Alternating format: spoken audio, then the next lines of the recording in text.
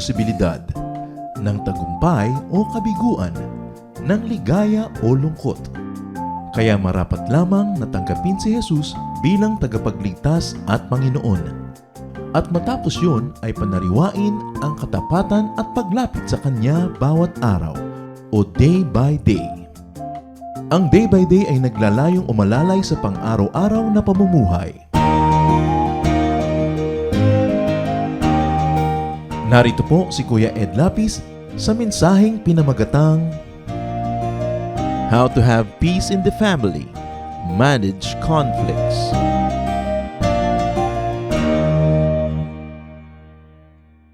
Sinasabi po ng content ng Lord's Prayer, Thy will be done on earth as it is in heaven. So ang kalooban ng Panginoon sa langit ay matupad sa lupa, kaya ang kaluwalhatian ng Diyos ay hindi lang marapat nasa mga matataas sa langit, ito rin ay nasa lupa, lalong-lalo sa ating mga tahanan. Ang pag-iingat ng pamilya, ang pag-aayos ng pamilya, isang mataas na uri ng pagsamba. Kaya dapat kung may mga sigalot, mga alitan, mga conflict sa pamilya, ito ay inaayos in the name of God and in the style of God. Sabi po ng matatanda, kahit daw mga ngipin at dila nga na lagi magkasama ay nakakakagatan pa rin. Hindi na iiwasan. At ganoon din naman ang mga taong magkakasama, lalo sa isang bahay, sa isang pamilya, maaari talagang magkaroon ng mga conflicts. It's only natural. But the conflicts only need to be managed so that they would be solved. That the conflicts have to be managed to avoid complication, to avoid further trouble and unhappiness. At sa serye po ng pag-aaral natin ng How to Have Peace in the Family, yan ang atin naman ngayong tutunghayan, Manage Conflicts. Kailangang ayusin ang mga sigalot at ang mga kanikanyang mga pagkakagulo sa pamilya. Salamat Panginoon dahil kayo'y Diyos ng kaayusan. At kahit patuloy kami sa aming mga pagsuway sa iyo ay ginugulo ang aming buhay at mga buhay ng kapwa namin, kayo na may nandyan para turuan kami ito'y ayusin, para kami iligtas mula sa mga sarili namin mga kahinaan. Father, forgive us for our sins, cleanse us, spiritually touch us, O God, so that we can behold your truth at nawa maibaba sa level ng aming pang-araw-araw na buhay yung matatayog na mga kaisipan mo, Panginoon. Lead us, teach us. May you be our teacher and guide. Protect us from lies and falsehood. We welcome your healing and your restoring presence into our lives. In the name of Jesus, your Son, our Lord and Savior, we pray. Meron naman pong mabuting idinudulot ang conflict o mga sigalot o kaya ay pagkakaiba-iba ng mga pananaw at gusto sa buhay. May magaganda rin niyang pwedeng maging kahulugan. Pag may conflict could mean that people are alive, that they have ideas. Mahalaga na ang mga tao ay may mga ideya at sila ay nakikilahok sa tagisan ng mga ideya. It means that people are alive and are passionate, energetic, even involved.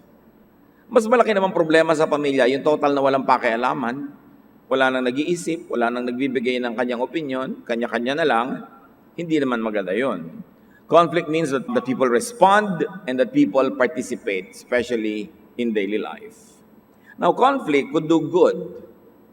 Sasabihin niyo, ano ikakabuti ng conflict? O pagkakaiba-iba ng pananaw at kung minsan ay paglalaban-laban nito, conflict brings out ideas. Siyempre, pag meron kang ibang ideya na kakaiba doon sa ideya ng iba, gusto mong patunayan na tama yun, gusto mo yun na ipagtanggol, you will defend your point and your position, and ideas come out. Conflict could do good because they test. Conflict tests, proves, and disproves points. Ang mahalaga lang, pag may conflict, willing kang pakinggan yung punto de vista ng iba, willing kang pakinggan yung ibang pananaw, at kung nakita mong mas maganda yon, willing kang baguhin ang iyong pananaw para tanggapin mo at ipamuhay yung mas magandang pananaw. Yan ang magandang nagiging bunga ng pagtatalo, ng pagdedebate, ng pag-iisip, kung talagang merong willingness na baguhin ang posisyon kung makarinig ng mas angkop at mas mainam.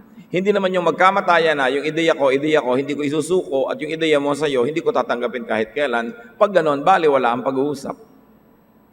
Kaya mahalaga, nag-uusap dahil ang tao merong pagiging handa na kung may marinig na mas tama, handa siyang talikuran yung sarili niyang pananaw at tanggapin yung mas mabuti.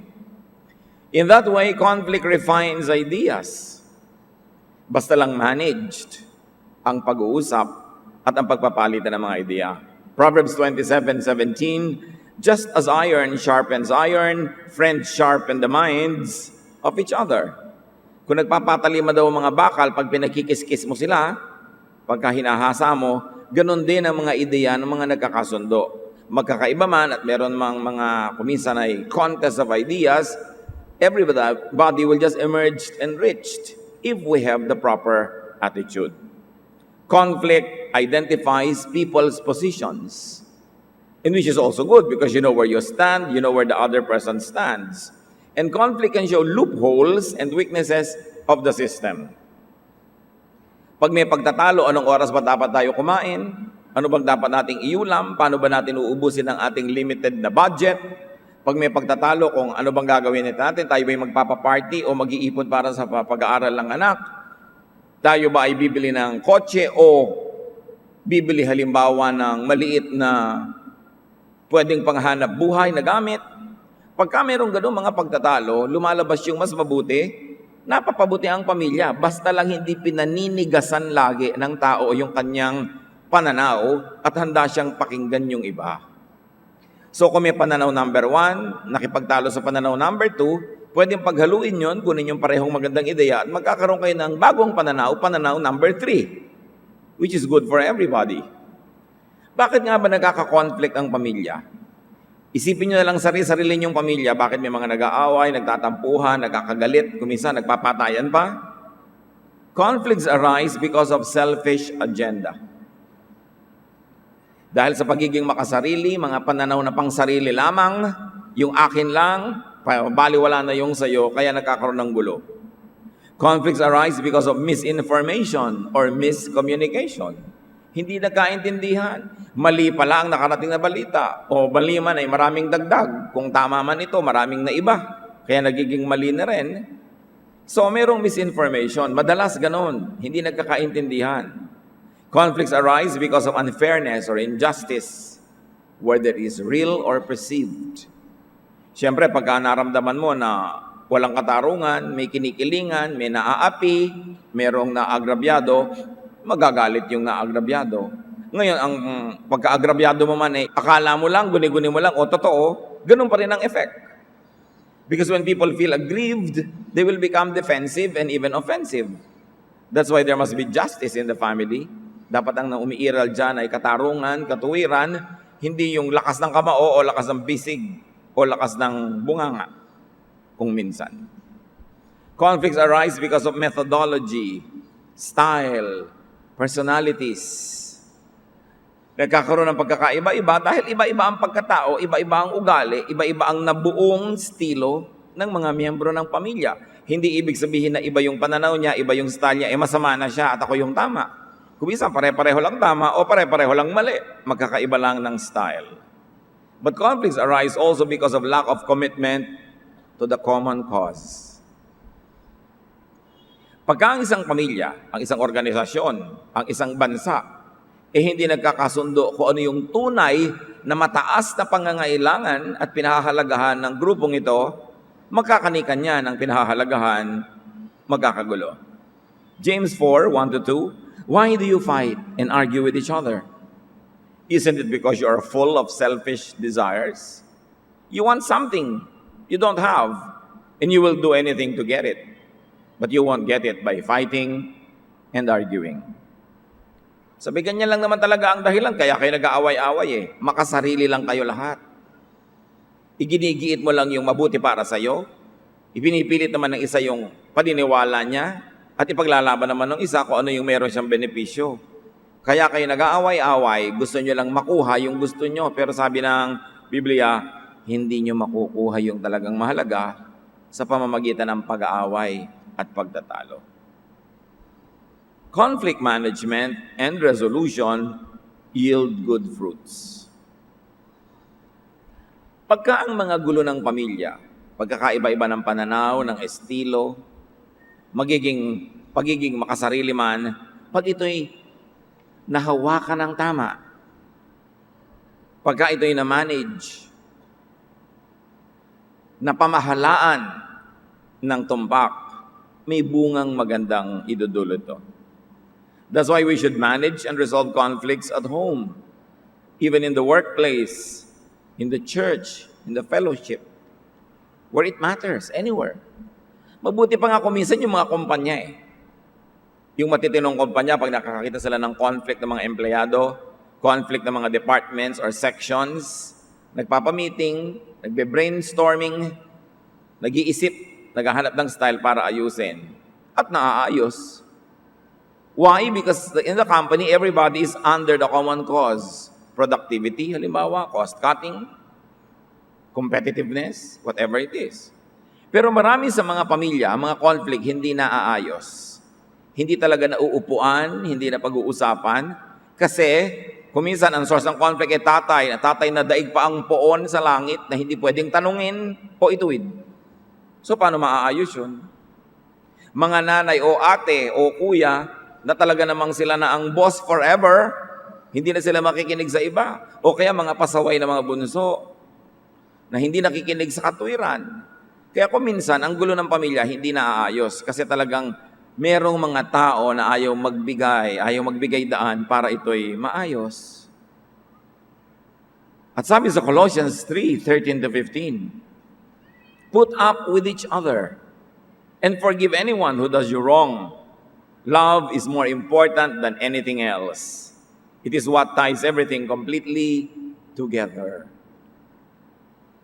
At ito isang dahilan talaga kaya hindi naaayos ang conflict. Kulang sa pag-ibig. Kulang sa pagmamahalan sa isa't isa, ang mahalang ay ang sarili. O kaya, yung isang kapatid, may anak, ang mahalang niya, yung anak niya, hindi na niya mahal yung mga iba niyang kapatid o pamangkin, sila na lang ang may karapatang sumaya, sila na lang karapatan na magkaroon nito at magkaroon nun, magkakaroon siyempre ng conflict. Pero ano pa man yun, nang sabi sa Biblia, ano pa man ang inyong gulo, ayusin nyo. Magpatawaran kayo. Pagtiyagaan nyo ang isa't isa, magbigayan kayo. Sabi niya, ang tunay na pinakamahalaga, basta ang tao'y magkakasama, ang pag-iibigan. Pag-ibig lang ang nagtatali ng lahat para maging isa. Ito lang nagbibigkis ng lahat ng mga bagay. Sa inyo, mas mahalaga ang pag-ibig kaysa sa katwiran na, katwiran A, katwiran B, naglalabanan. Di bali na, sige, magmahalan na lang tayo. Mas mahalaga ang pag-ibig kaysa sa mga hatian ng mana. Mas mahalaga ang pag-ibig at magandang samahan kaysa kung sino ang nanalo sa argumento. Kaysa kung sino ang lumamang.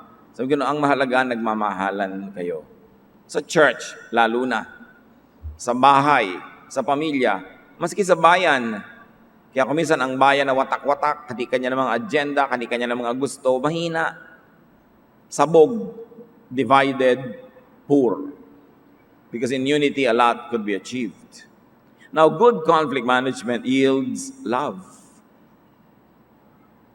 Malalaman mo na tama ang pag-handle ng mga problema kung ang naging ending, mas nagkapatawaran, nagkaintindihan, at mas nagmahalan pa yung mga sangkot. The home should be a shelter of love. More than any other place or institution or group, the home should be attractive because of its love. Now, the fellowship should also be filled with love. The church, ang samahan ng mga kapatiran sa Panginoon, dapat puno ng pag-ibig. Kaya puno din ng patawaran, ng pagbibigay daan, at pag-aayos sa mga suliranin. Maging ang workplace. Why can't the workplace be a place of love, to love and be loved? Siyempre, ang ibig sabihin natin dyan, brotherly and sisterly love, ha? Hindi naman yung romantic love sa may mga asawa na sa workplace. Siyempre naman sa mga workplaces, yung equally and mutually single, pwede rin maging romantic. Bakit hindi gawing lugar na punong-puno ng pag-iibigan, pagmamahalan, even yung pabrika, even yung opisina, yung workplace? Biruin nyo, nagtatrabaho tayo 8 hours a day at least. So kung 8 hours a day kang pumapasok sa isang kumpanya, 1/3 of your life yun. Kasi 8 hours is 1/3 of every day, which is 24 hours. So 1/3 of your life, at least, kung wala ka pa mga overtime at mga overtawad, 1/3 of your life nandun. Bakit mo lalagyan ng intrigue? Bakit mo lalagyan ng gulo? Lalagyan mo ng lason ba yung tinitirhan mo? Lalasonan mo ba yung hangin na hinihinga mo? But when you don't promote love and understanding, even in the workplace, you poison your own environment. Tapos pag uwi mo pa sa bahay, ganun pa rin. Contest pa rin, pagkakagalit pa rin, away-away. Di yung buong buhay mo na. Conflict. Kaya habang natutulog ka ngayon, babangunguting ka pa dahil sinusundan ka siyempre ng mga iniimbento mong mga multo sa buhay. Hanggang sa tulog mo, kasunod yun, babangunguting ka, lalabas sa iyong mga panaginip. Kaya ang buhay mo, miserable. Dapat ang tao gumagawa ng paraan ayusin ang mga conflict niya. Why poison your home, your workplace, your surroundings with intrigue, with animosity, with toxic air? Philippians 2:2-4, live in harmony. Be united in what you think, as if you were only one person, though you are many. Don't be jealous or proud, but be humble and consider others more important than yourselves. Care about them as much as you care about yourselves. Luma na itong mga aralin na ito, ang dapat na lang talaga, buong-buong i-apply. Sabi, magkasundo-sundo nga kayo. Dapat kahit marami kayo, para lang kayong isa. Huwag kayong mag-iinggitan, walang magmamalaki. Magunahan kayo sa pagiging mababang loob, sa pagpapahalaga sa kapwa, kaysa sa pagpapahalaga sa sarili. Alagaan nyo ang iba, tulad ng gusto nyong pag-aalaga sa inyo-inyong mga sarili. Pag ginawa natin yan, we will inspire other people to do the same. But when we are violent, when we are selfish, we inspire other people to do exactly that. And therefore, you develop an atmosphere of war in your workplace, in your home. Good conflict management yields harmony, unity, and caring. Masarap yung may tinginan, may pagmamalasakit.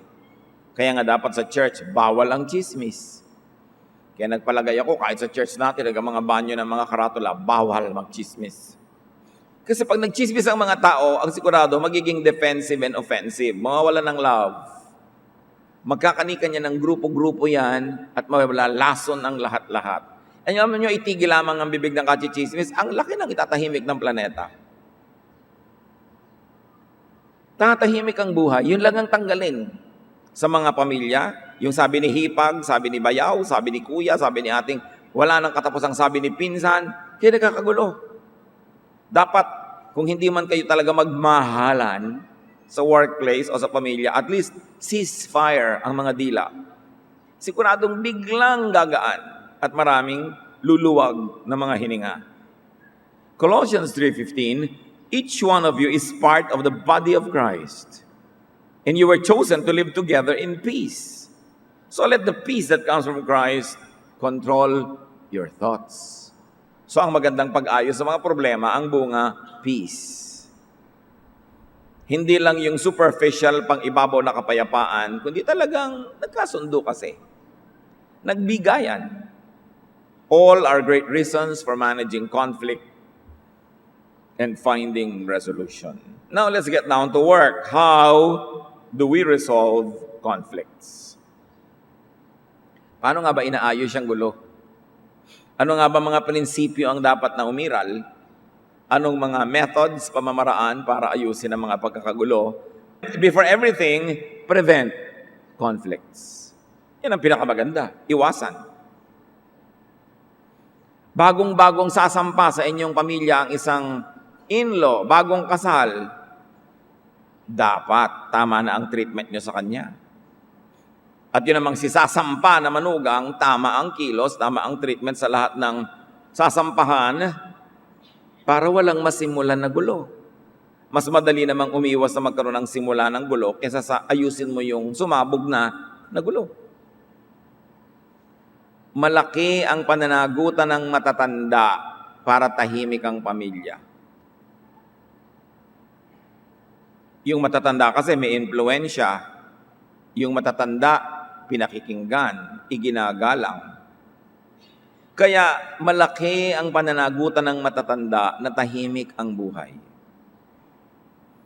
Halimbawa, nagkakagalit ang biyenan at ang manugang. Maliban na lang yung manugang talagang impacta from hell. Yung 100% evil. Maliban na lang ganon, mas malaki ang pananagutan ng biyenan. Kasi siya itong matanda eh. Siya itong nakaupo na sa trono ng pamilya nila nung sumampa si manugang. Siya itong may impluensya na sa kanyang asawa, sa kanyang anak, sa kanyang buong angkan. So malaki ang magagawa niya para iwasang magkaroon ng gulo. O kung magkaroon ng gulo, huwag na itong mapalaki. E paano ngayon kung biyanan ang pasaway? You see the trouble, makikita nyo. Hindi yun matatapos. Mas may kapangyarihan kasi ang biyanan eh, lalo sa ating culture, kasi mas pinakinggan siya. Ngayon, hindi naman laging gano'n. Kung minsan naman, ang bait-bait talaga ng biyanan, pero wala ka talaga, manugang talaga, hindi mo malaman kung saang hinugot at nakuha, ano? Pero, mas malaki pa rin lagi ang pananagutan nung mas matanda. Sa mga magkakapatid, pag marami nag-aaway, ang laki na ng pananagutan ng matanda, lalo't ang matanda ay may kinakampihan. May kikilingan, nagtotropa-tropa yan, parang mga nasyonalista, liberal, at kung ano-ano pa. Kasi dapat neutral ka. Pag ikaw yung pinakamatanda, pagka ikaw yung pinakamay kapangyarihan, neutral, wala kang kinakampihan. Para tuwing may itinutuwid ka, nakikinig. Kasi alam niyang neutral ka lang, wala ka namang kinikilingan. Pero pag alam niyang ate ka nga, kuya ka nga, pero may kakampi ka at may kinakampihan, ma'am yan, di ka na rin papakinggan. Kasi ang tingin na rin sa'yo, kalaban. Why? Kasi bumaba ka sa mataas mong kalagayan at nakilabo-labo ka sa kanila sa baba, so bumaba ang iyong kapangyarihan na baliwala ka. Kaya dapat yung mga may kapangyarihan, neutral yan. You don't play favorites. Kahit sa opisina, manager ka, supervisor ka, don't play favorites so that when people quarrel, when there is trouble, you make them sit on the table and you give them instructions what to do. They'll both obey because they know that all you have in your mind is the good intention of the company and the well-being of everybody. Proverbs 18:19, making up with a friend you have offended is harder than breaking through a city wall. Oo nga naman. Mas madali pa na kutkutin mo yung matigas na pader at makalampas ka sa butas na yon kesa sa mapabalik mo yung loob nung kaibigan mong lumayo ang loob sa'yo dahil nagalit. It's hard to win back the love of people that you have hurt. So why begin hurting people? Iwasan ang gulo.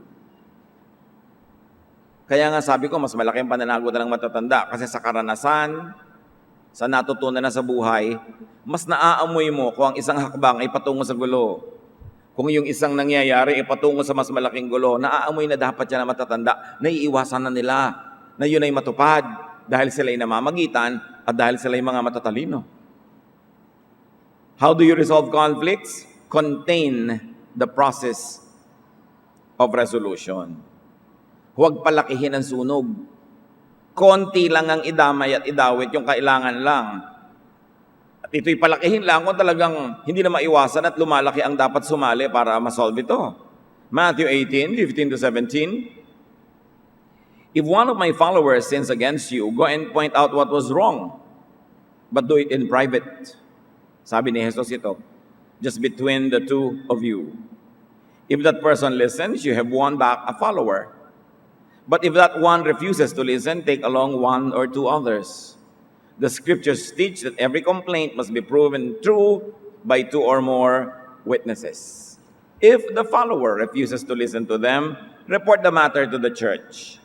Anyone who refuses to listen to the church must be treated like an unbeliever or a tax collector. But remember, the context of this is the home church. Hindi yung malaking church na daan-daan, libo-libo ang tao. Yung mga church na nagmi-meet sa mga bahay-bahay, magkakamag-anak yung mga members. Matatalik na mga magkakaibigan. So may turingan sila, may pagtatapatan at tunay na malasakit sa isa't isa. Sabi ko, may problema yung isa, kausapin mo siya lang. And remember, talk to the person, not talk about the person. Kaya bawal ang chismis.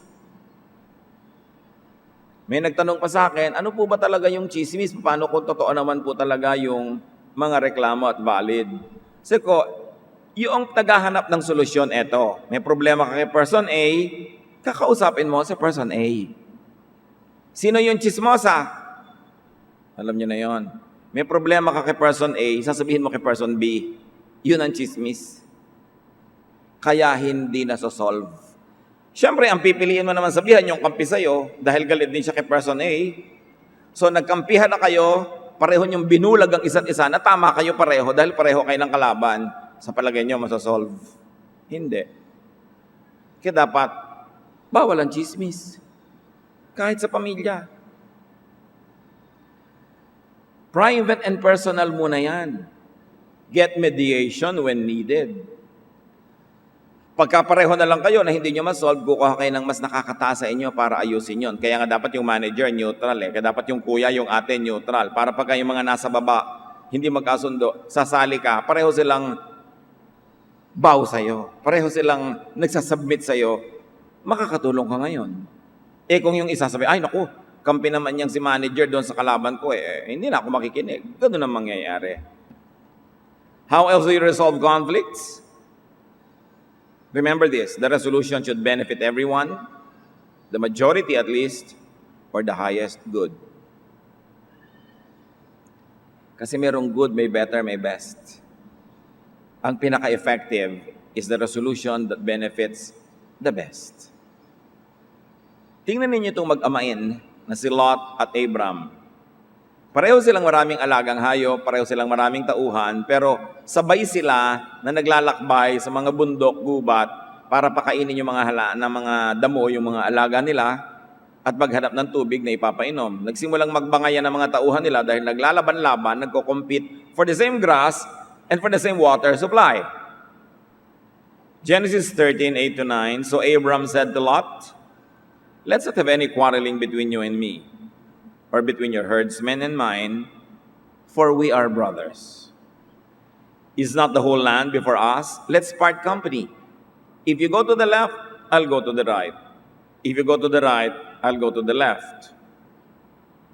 Peace was the highest good. So what was good for Abraham? May makain yung mga nadamo yung mga alaga niya. It was also good for Lot.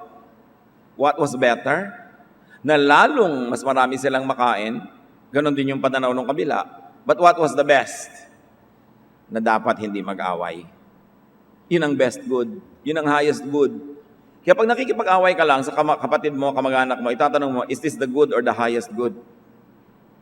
Namatay ang nanay nyo, pinag-aagawan nyo halimbawa yung isang set ng kutsara at tinidor. Naliku-liku na. O sa tingin mo, it's good na makuha ko to. Tingin din niya, it's good makuha niya yon. But what is the highest good? Na hindi kayo magkagalit na magkapatid para habang buhay, masaya kayo together. It's the highest good. So dapat alam mo kung ano yung highest good so that you can sacrifice the lower good. You don't settle for that. Nakita niyo ito, si Abraham yung patriarch. Siya yung amain, siya yung mas matanda. Na-solve kasi yung matanda, nagpakatanda. Nag-asal matanda, hindi asal bata. Anong sabi niya?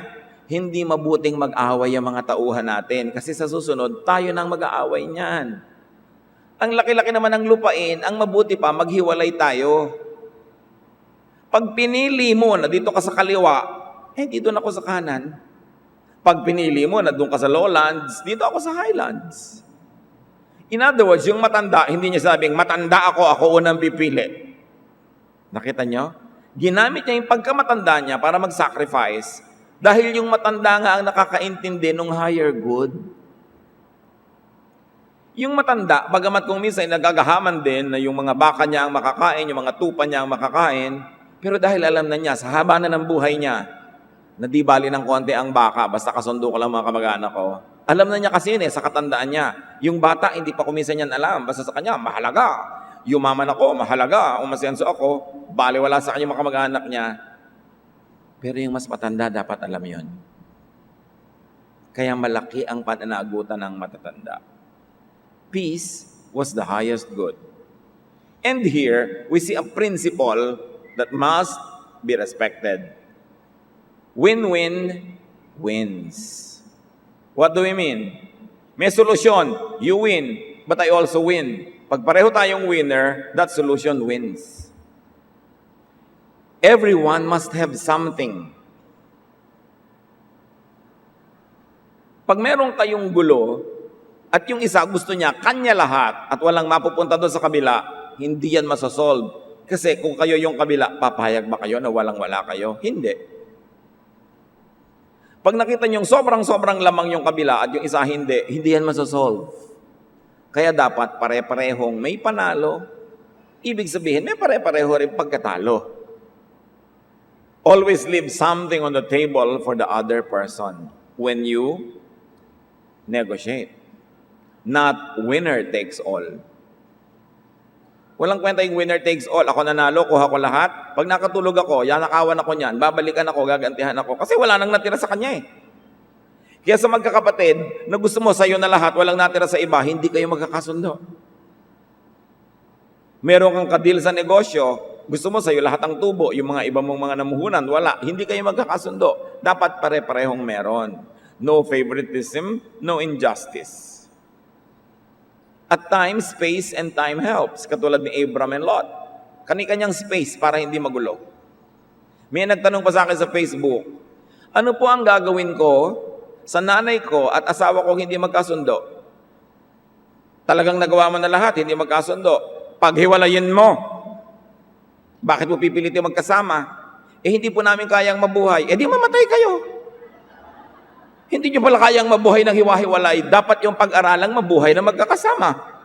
Pero hindi pwedeng ipinagpipilitan yung magkasama kasi matipid yun, tapos hindi kayo gagawa ng paraang tahimik ang buhay nyo. Hindi pwede. Ang isa sa mga nakakasawa, nakakabagot na, nakakapagod na problema ng sanglibutan, yung problema na magbiyanan. Pag mahigit na kayong 2-3 taon na magkasama, magbiyanan, lalo din yan man maiwasan, di ba? Pareho na kayong mali pag hindi pa kayo nagkasundo. Pareho na kayo. Wala na akong kikilingan dyan. Kanya-kanya lang kayo ng argumento, kanya-kanya ng iyak, kanya-kanya ng pagpapahalaga sa sarili. Pero pareho lang yun. Ikaw manugang, hindi mo natutunan na adjustan yung biyanan mo? Ang tagal-tagal na? Isa lang naman ang biyanan mo? Di ba? Ang laki pagkakamali mo yan. Nanay yan ang asawa mo, di ka mag-adjust, di ka lumagay sa lugar. Ngayon, ikaw din naman si biyanan, asawa yan ng anak mo, hindi napapalitan, yan ang asawa. Tanggapin mo ng buong buo dahil wala ka ng choice. Napakalaking kahibangan na asawa na ng anak mo, ayaw mo pantanggapin. Ngayon, kung ayaw mo, tumira ka sa buwan. Lumayo ka, doon ka sa Spratly Island. Ipagtanggol mo ang ating mga pulo. Di ba? Pero kung sisiksi ka din doon, magkakasama kayo, turuan mo ang sarili mo mag-adjust. Hindi magkalaban na magbiyanan ay mga manugang kasi magkaiba kayo. Halimbawa, ikaw si manugang, kaya mo ba maging nanay ng asawa mo? Hindi. Hindi mo naman siya kayang ipanganak, di ba? Therefore, hindi mo kakompetensya ang biyanan mo. Ang kakompetensya mo lang yung kauri, kamukha. Pero hindi kayo magkauri ng biyanan mo. Ibang class siya, ibang class ka.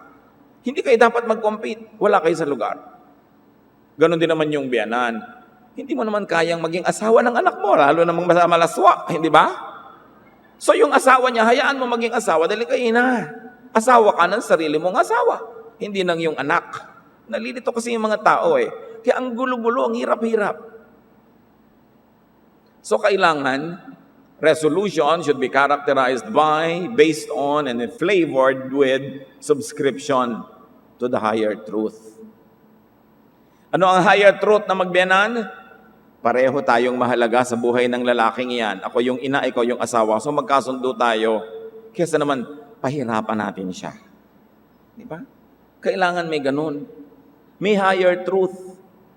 Nanay ka ng asawa ko, tatanaw ako ng utang na loob sa'yo, mamahalin kita. Hindi yung lalabanan kita, papatunayan kung kaya kong agawin ang anak mo sa'yo. Magagawa mo ba yon? Magiging masamang tao ka nun. Pag inagaw mong buong buo yung anak ng ina mula sa kanyang ina. Magiging masamang tao ka rin biyanan pagka inaagaw mo yung anak mo mula sa sariling asawa at gusto mong sirain sila para sumiksik sa iyo yung anak mo. Evil din yon. So anong highest truth? Magkaiba kayo ng papel, huwag kayo maglaban. Para walang gulo. The highest truth is God's law, which teaches us that we should respect one another. And then, family objectives.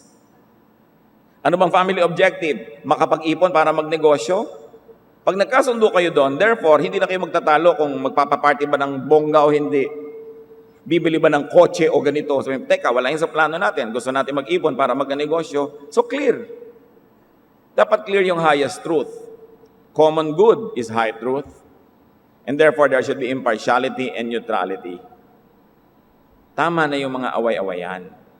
Hindi na dapat yan nangyayari. Kasi yung mga nauna sa atin, buhay ng mga lolo at lola natin, gano'n na. Buhay ng mga magulang natin, gano'n na. Ngayon, sa life mo, replay na naman ang mga gulo na yan. Dapat na yan na sinosolve. Hindi na pwedeng paulit-ulit na lamang. Marami pang ibang pwedeng gawin ang buhay. Sayang ang energy ng mga tao na paulit-ulit lang yung problema nila at mga gulo, hindi naman nawawala. Sayang, marami pa tayong ibang pwedeng gawin. 1 Corinthians 1:10, don't take sides. So there must be a qualified arbiter. Kaya tayo nagpapakatino. Nagpapakatino ka halimbawa na president ng kumpanya o manager para pag may gulo yung mga tao mo, pinagtitiwalaan ka dahil matino ka. Nagpapakatino ka magulang para pag may gulo mga anak mo at nagpayo ka, paniniwalaan ka dahil wala kang favorites, dahil matino ka. Nagpapakatino kang leader para pag may lumapit sa'yo, maniniwala siya. Yun ang pagpapakatino kasi meron tayong pananagutan sa kapwa na pag lumapit sa atin, may katinuan silang makukuha mula sa atin. Kaya ang mga elders ng pamilya, yung mga nakakatanda, malaki ang tungkulin yung magpakatino. Kasi pag hindi kayo matino, saan lalapit ang mga members ng pamilya nyo pag sila nag-aaway-away? Dapat neutral ka lagi. Biyanan ka, marami kang manugang, 1, 2, 3, 4. Neutral ka dyan. Para pag sila nagbangayan, nagpayo ka, pakikinggan ka dahil alam nila, neutral ka. Duty natin na maging matino. Pag hindi ka nagpapakatino, ang nawawalan yung mga tagasunod o nakakababa. Sa bawat pamilya na merong napakahaba at napakalaking di matapos-tapos na gulo, ang laki ng pananagutan ng matatanda. Dapat matino. Hindi dapat makasarili. So the arbiter should be diplomatic, acceptable, and pleasant. Usually, mga family authority figures yan or esteemed friends and relatives. At pag talagang hindi na yun masolve, kaya merong hukuman. Actually, hindi naman dapat adversarial at magulo at awayan yung see you in court. Halimbawa, bakit mo inurong yung buho ng lupa mo? Kahapon lang, malaki yung lote ko, natulog lang ako, lumiit, umurong yung bakod mo. Di ba? Sasabihin naman ng neighbor mo, hindi, yan talaga yung lote ko. Ikaw lang ang nag-urong kahapon. Binalik ko lang. So nag-aaway kayo. Sino ngayon ang mananalo? Di awayan kayo ng awayan, sayang ang pagod nyo. That's why you go to court. That's why you say, see you in court. Kasi yung mga tao doon are trained, sila ang makakaalam kung anong dapat. So dapat, dali na lang natin doon para masettle. Diba? Kaya marami mga trouble, kung minsan hindi matapos, sabi ko, magdemandahan na lang kayo. See you in court. Kasi walang gusto mag-submit sa higher authority, and pag court ang nagsabi, susunod kayo lahat because it's the law of the land. Kaya tingnan niyo si Solomon, mga nag-aaway na dalawang ina kung kanino yung anak. Ang galing niya, matalino kasi siya, na-solve yung problem. Paano kung di ka matalino? Paano kung may favoritism ka? Paano kung wala kang credibility? You cannot govern. You cannot rule. Iginagalang ang matatanda kasi kagalang-galang. Kaya dapat maging kagalang-galang ka. Hindi lang dahil matanda ka. Matanda ako, igalang niyo ako. Hindi ka na makagalang-galang. Kaya ka iginagalang kasi kagalang-galang ka. Dapat yun ang bunga ng pagtanda, nagiging kagalang-galang ka. Hindi yung ugali mo 30 years ago, 20 years ago, yung pa rin. Nag-iiba ang panahon. Dapat patuloy din tayo, nag-iiba ng paraan ng pag-iisip. So except in cases of super pasaway individuals, behind the deep or long-running family feud are elders or influential members who failed to manage the conflict. Tulad ng nabanggit na natin, sa likod ng hindi matapos na problema ng isang pamilya ay mga matatandang nabigo na magpakatanda at ayusin ang problema na ginagamit ang impluwensya at kapangyarihan nila bilang matatanda or bilang executive o bilang mayor or president or judge when your authority comes from the law. That's why you have to be a good example. Resolution should be characterized by calmness, civility, kindness. Para malutas sa mga gulo, dapat mahinahon ang mga participants. Pag hindi ka nagpakahinahon, lalo lang iinit ang ulo, lalo magsasalita ng hindi maganda, lalong makakagulo. So yung mag-asawa, meron kayo hindi pagkakasundo, wala mo nang usapan, quiet, hanggang huminahon. Kaysa mag-away at magsigawan. Pag nagsisigawan naman ng dalawang tao, wala namang nakikinig eh. Pareho silang hindi nakikinig. Busy kasi silang sumisigaw. Sino nakikinig? Kapitbahay. Siyempre, di ba? Yun ang nakikinig. Kaya lalong nagkakaroon ng chismis. Proverbs 15:1, a kind answer soothes angry feelings, but harshness stir them up. Proverbs 15:18, losing your temper causes a lot of trouble, but staying calm settles arguments. Both verses ang itinuturo, magpakahinahon. Huwag dadaanin sa dahas. Huwag dadaanin sa paninindak. Daanin sa katwiran. Proverbs 16:21, good judgment proves that you are wise. And if you speak kindly, you can teach others. Pag mahinahon ka, mabait ka magsalita, kaya mong magturo kasi papakinggan ka. So ang tunay na galing, ang tunay na runong, pagka mahusay ang iyong mga pasya sa buhay. Of course, resolution of family problems must be flavored with timeliness. Dapat mabilis, nasa oras. Proverbs 17:14, the start of an argument is like a water leak. So stop it before real trouble breaks out. Ang simula daw ng mga pagtatalo ay parang mga tumutulong bubong o kaya ay mga may crack na mga banga o may crack na mga dam. Sa simula, konti lang yan, pero pag hindi mo naagapan, biglang sasabog yan at lalaki ang damage. Ang maraming problema sa ating mga pamilya, humahaba, nagiging generational pa nga eh. Yung from lolo to anak to apo, magkakaaway yung magkakapatid, mamaya pati yung mga pamangkin, yung mga magpipinsan, mag-aaway na rin. This is so primitive. Nangyayari yan kasi hindi pinag-uusapan, nakaharap yung may problema. Ang nag-uusap-usap lang yung magkakakampi. So lumalala, dumadami yung kakampi nila. Siyempre, yung kabilang grupo, may kakampi rin, may kumakampi rin. Kaya mamaya, yung away na magkapatid, away na rin na magpipinsan. Mga magkakapatid, pag may away kayo, at pati mga anak nyo at anak ng mga kapatid nyo, yung mga pamangkin nyo at anak nyo yung nag-away na rin, napakalaki niyong pagkukulang at pagkakamali yon. Bakit? Pag may away kayong magkapatid at kinukwento mo pa sa anak mo, ini-influensya mo pa siyang kumampi sa'yo, tapos gagawin din niya yun sa anak niya, inililipat niya yung problema sa susunod pang henerasyon. Wala kayong mga kwentang magulang. Kasi ang ipinapamana niyo sa inyong mga anak at mga pamangkin, awayan, imbes magmahalan, magtulungan, sila-sila to magkakaaway. Gusto niyo ba yon na pag namatay na kayo, yung mga anak niyo kaaway yung mga pinsan nila? Pero yung mga magulang na hindi nag-iisip, ang gusto lang kakampi, hindi ang gusto malutas ang problema. Kayo magkakapatid, ibaranggon nyo sa mga anak nyo at pamangkin. Hindi nyo ibinababa sa kanila yung usapin. Mababa ang rank nila eh.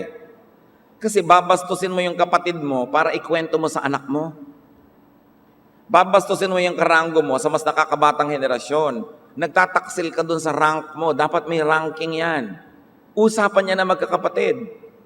Kayo mga matitinong mga magkakapatid, at marami tayong kilala niyan, kahit may awayan, di nakakarating doon sa mga anak.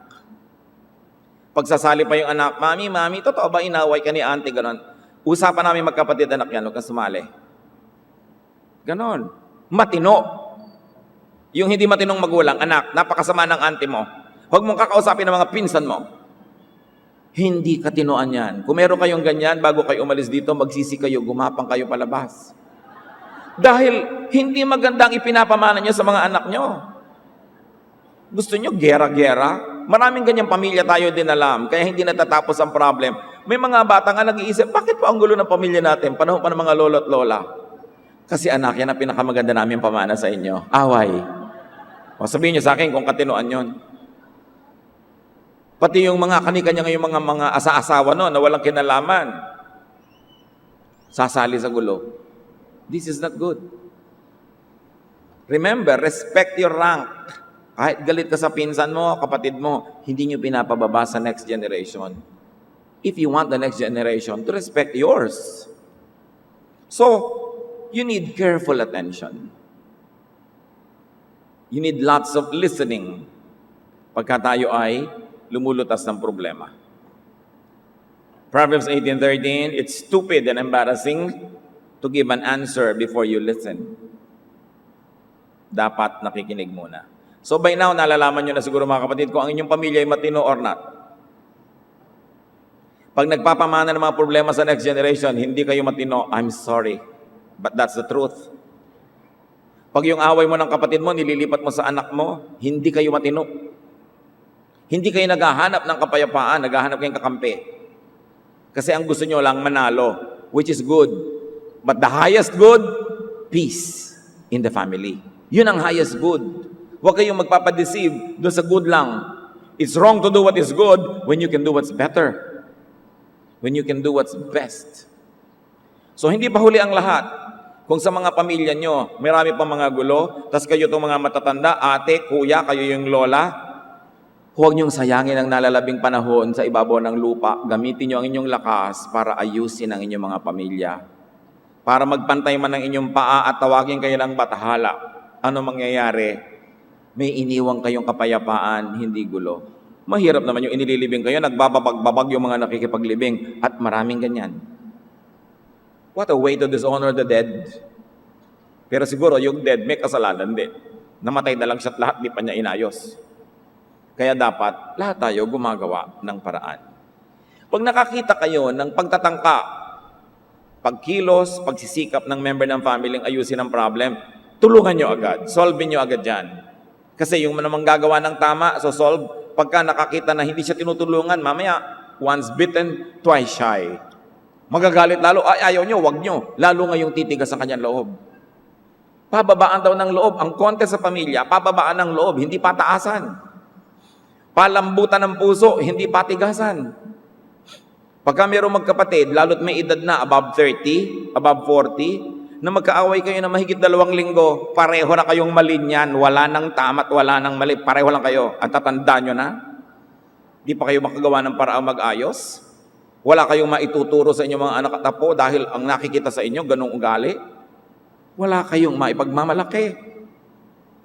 Kaya dapat pagbabago ng loob, pagbabago ng puso. Lalo't lalo ka nakikinig ng mga aralin mula sa Biblia, mga sermon, paakanta-kanta ka dyan, pa-Bible study, tas alam ng anak mo, alam ng pamangkin mo na hindi mo inaayos ang problema ninyo. Ano yun? Palabas? Isang napakalaking show? So we must always be characterized with wisdom. Karunungan. Proverbs 12:18, sharp words cut like a sword, but words of wisdom heal. Ang matatalino daw salita, ang mga salita ng matatalino, pag binibitawan, ang nagiging resulta, gumagaling ang mga sugat ng puso ng kapwa. Eh ngayon, pag nagsalita ka, yung gumagaling na sana, nahiwa mo uli, binuksan mo na naman. Matagal na sanang tapos yung issue, bubuksan mo na naman. Hindi wisdom yun, kamangmangan yun. Kasi ang tunay na karunungan, pag binibitiwan ng salita, ang bunga, pagpapagaling. Pag-amo ng loob ng kapwa, hindi paglayo sa'yo at paging mabangis. Pagkakasundo, hindi pagkakagalit. So by now mga kapatid, no matter how old you are, napag-iisip na natin sana kung matalino tayo o hindi. Kasi hindi lahat ng tumatanda may pinagkakatandaan. Hindi lahat ng nagkakaedad kagalang-galang. Pinagtatrabahuhan yan, you earn it. It is not automatically going with age. It doesn't follow that if you are old, you are respectable. You have to live a life worthy of respect. And when you do that, you become empowered so that you could judge correctly, you could arbitrate correctly, you could leave a legacy of peace. Elders should strive for wisdom, not power show, not power play. Ang tunay na pagkakakilanlan sa matitinong mga matatanda yung pagpapakita ng karunungan, hindi yung paggigiit sa kanilang maisipan dahil lang matanda sila at dapat masunod. Mapalad ang mga pamilyang may matitinong elders. Sobra. Kung may lola ka, tiya na matalino, matino, napakapalad ng pamilya nyo. Pahalagahan nyo yung ganong mga kamag-anak kasi yun ang tunay na kayamanan ng lahi. Kung wala, kawawa naman ang pamilya nyo. And most of the time, you might need mediators. Kailangan nyo ng ibang imported na tagapamagitan para lang malutas ang mga problema. If you don't control conflict, it will control you. Do not be in denial. Pag may conflict, dapat pag-usapan, dapat ayusin.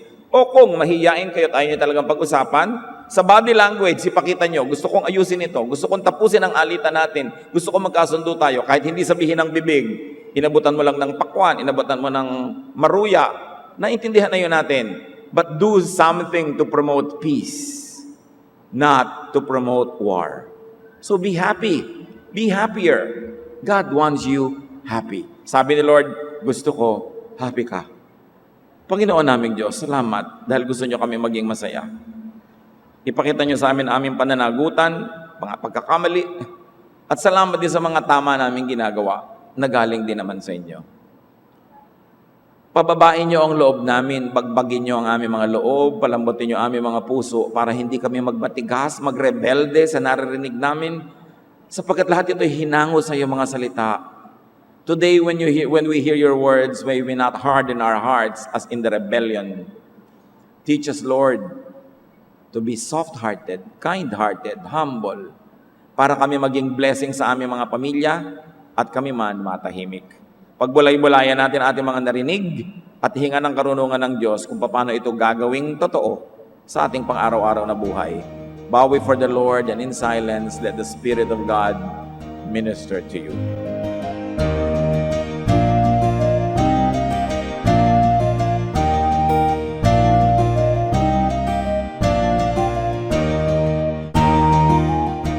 Ang katatapos pong mensahe ni Kuya Ed Lapiz ay pinamagatang How to Have Peace in the Family, Manage Conflicts.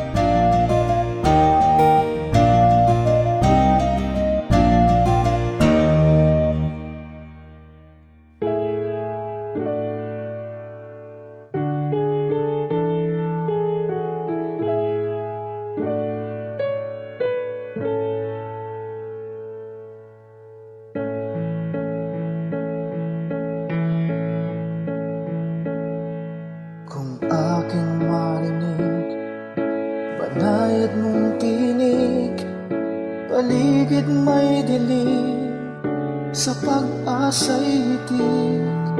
At kung sa panahon ba ng kasiyahan, walang pagkalimot, dalay pasalamat. Alay ko ay papuri, damhin mo pagsamba, ang pag-ibig mo sa'kin walang hanggan. Sa iyo kabutihan, buhay ay nakamtan. Pupurihin ka magpakailan pa man, aking Diyos.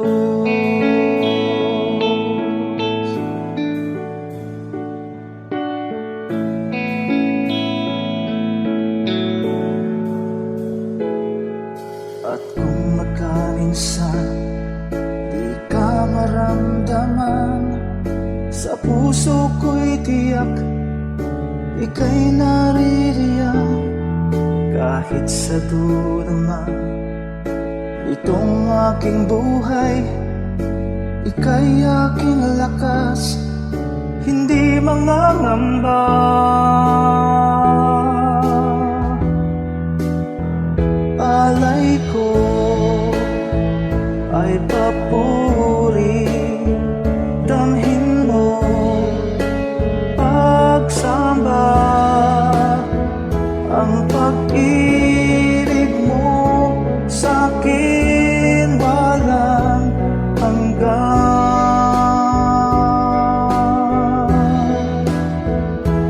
iyo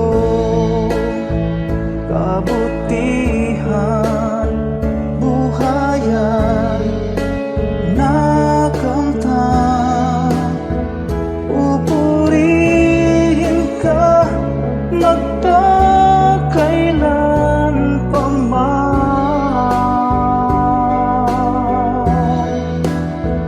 aking Diyos.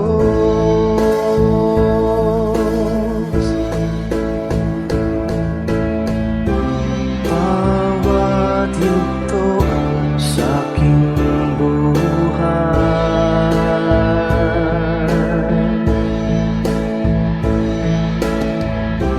laging laan iyong gabay.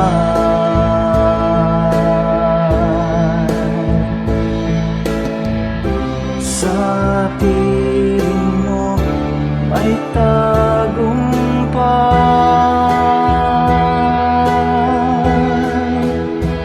alay ko ay papuri, damhin mo pagsamba, ang pag-ibig mo sa'kin walang hanggan. Sa iyo kabutihan, buhayan, nakamtan, pupurihin ka magpakailan pa man,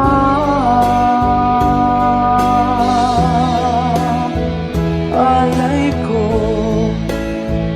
ay papuri, damhin mo pagsamba, ang pag-ibig mo sa'kin walang hanggan.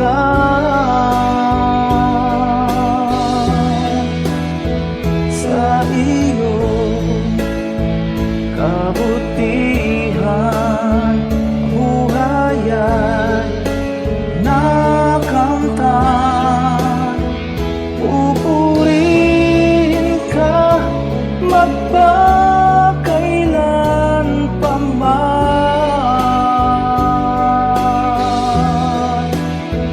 aking Diyos,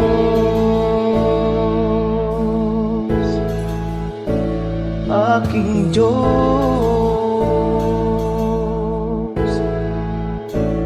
aking Diyos.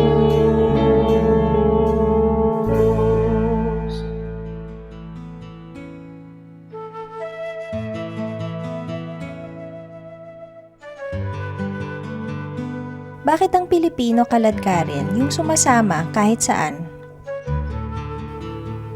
Ang mga Pilipino talaga sobrang makatao, mahilig makipagkapwa, makihalubilo, makisangkot sa buhay ng may buhay. Kasi tayo, we are very sociable. Gusto natin kasali tayo sa mga celebration, maging kalungkutan ng ating kapwa. Kaya talagang walang palalampasin, dadalo. Lalong-lalo na nung araw na wala namang masyadong pinagagagawa ang mga tao sa mga probinsya, sa mga malalayong mga bukid. Siyempre, pagkakataon na nila na makisalamuha pag may okasyon. At ito nagpapatibay ng mga relasyon, ng mga magkakamag-anak, ng mga magkakaibigan. Kaya magandang kaugalian yung tayo ay nagsasama-sama.